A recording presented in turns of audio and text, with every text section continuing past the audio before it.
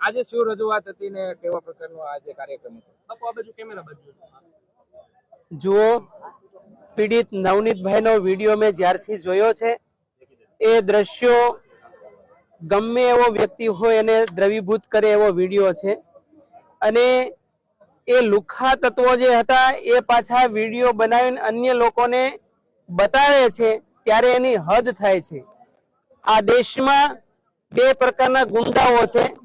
એક ગુંડા કે જે જનતાના હિતમાં, દેશના હિતમાં, સનાતનના હિતમાં કામ કરતા હોય છે, એ ગુંડાઓ તો વંદનીય છે, પરંતુ જે ખોટી રીતે લુખ્ખાગીરી, દાદાગીરી કરે, નાના માણસોને દબાવવાના પ્રયાસ કરે, એવા લુખ્ખાઓને ગુજરાતમાંથી, ભારત દેશમાંથી હંમેશા નિકંદલ કાઢી નાખવું જોઈએ।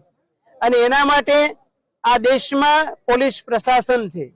આજે પોલીસ પ્રશાસન પણ બે પ્રકારની છે।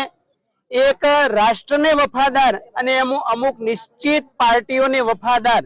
એટલા માટે ગુજરાતમાં જે પેરાડોક્સિકલ સ્થિતિ પોલીસ તંત્રની થઈ છે એટલા માટે એ સિસ્ટમને હું તો કહું, જનતા આજે જાગી ગઈ છે ત્યારે એ સિસ્ટમને ઉખાડવાની મારી તમારી બધાની ફરજ છે। એક તો લાગવકશાહી, એનાથી પીડિતને ક્યારે ન્યાય નથી મળતો। બીજું કે જે મુખ્ય મુદ્દો હોય એને ટ્રેક કરી અને અન્ય મુદ્દાઓ પર ડાયવર્ઝન કરવામાં આવે છે।